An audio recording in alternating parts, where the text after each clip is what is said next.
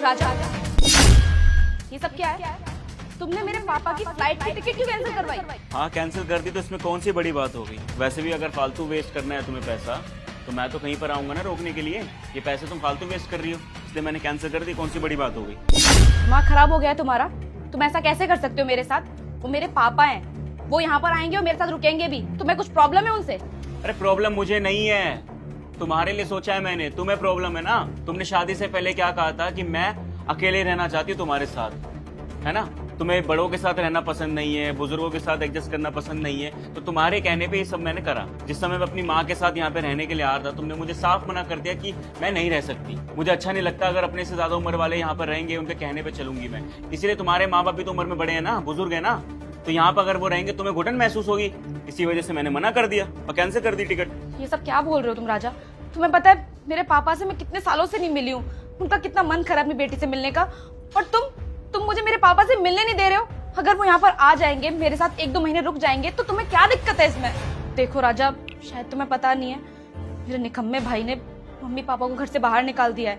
अब वो कहाँ जाएंगे? कितने बुजुर्ग हैं वो लोग, अपनी बेटी के पास ही आएंगे ना। और वो यहाँ पर आ जाएंगे तो क्या प्रॉब्लम है राजा? देखो ऐसे मना मत करो प्लीज, आने दो ना उन्हें। अरे मैंने क्या ठेका ले रखा है, हैं? फालतू की चीजें कर रही हो। एक तो पहले यहाँ पे बैठो, खड़ी होगी सामने।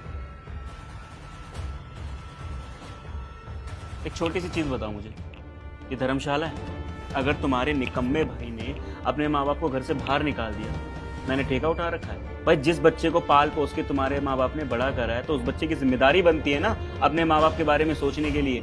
मैंने तो अपने माँ बाप को कभी बाहर नहीं निकाला घर से, तो वो कौन होता है? अगर उसने निकाला ना, उसे अपनी गलती का पछतावा होना चाहिए और उसे इस चीज को ठीक करना चाहिए। मैंने कोई ठेका नहीं ले रखा, मैंने कोई धर्मशाला नहीं खोल रखी है। राजा, वो कोई अनजान नहीं है, वो मेरे घर वाले हैं, मेरे मम्मी और पापा है, मैं प्यार करती हूँ उनसे।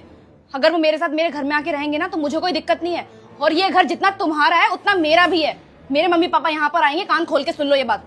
तुमने कहा था अगर मेरी माँ यहाँ पे रहेगी तो तुम्हें बहुत दिक्कत होगी, है ना? क्यों? क्योंकि एज गैप है। तुम्हें पसंद नहीं है कि कोई अपने से ज़्यादा उम्र वाला यहाँ पे रहे, तुम अपने हिसाब से लाइफ नहीं जी पाओगे।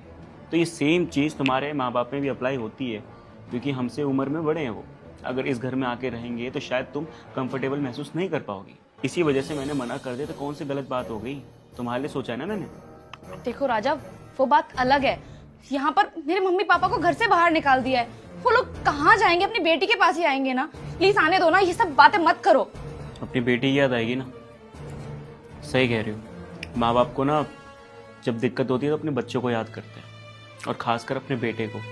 तुम एक बेटी होते हुए दूसरे घर में रहने के बावजूद भी अपने माँ बाप के बारे में सोच रही हो।